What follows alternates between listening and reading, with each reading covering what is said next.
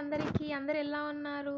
ఈరోజైతే బెండకాయ చట్నీ అయితే చేసుకుందాం. అందరికీ ఇష్టమైన బెండకాయ చట్నీ ఎలా చేయాలో చెప్తున్నాను. చట్నీ కోసం మనకు కావాల్సిన ఇంగ్రీడియంట్స్ ఇవి. ప్యాన్ హీట్ అయ్యాక 3 స్పూన్స్ ఆయిల్ అనేది వేసుకోవాలి.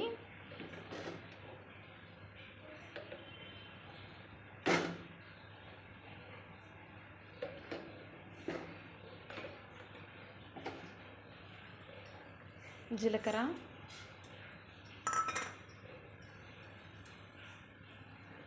ఎల్లిపాయ ఒక 5,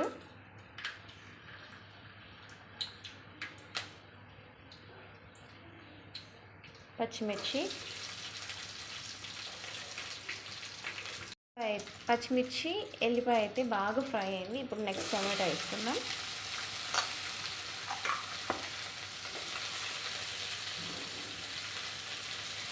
తగినంత పసుపు,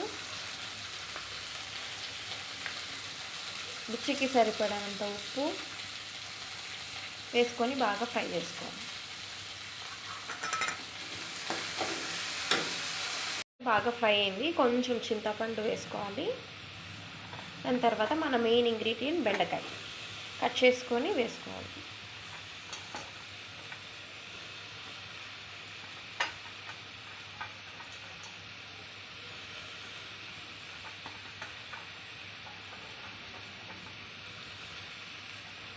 మంచిగా ఫ్రై చేసుకోవాలి. బాగా ఫ్రై అయ్యేంత వరకు ఫ్రై చేసుకుంటే మన బెండకాయ అయితే బాగా ఫ్రై అవ్వనియండి. అది పక్కకు పెట్టేసి బాగా ఫ్రై అవ్వాలి. ఇప్పుడైతే ఒక చిట్కా అయితే చెప్తున్నాను, చూసేయండి. నేను చెప్పిన విధంగా బెండకాయ అయితే 4 లేయర్స్ లాగా కట్ చేసుకోవాలి. కట్ చేసుకొని వాటర్లో డిప్ చేసుకునేసేయండి.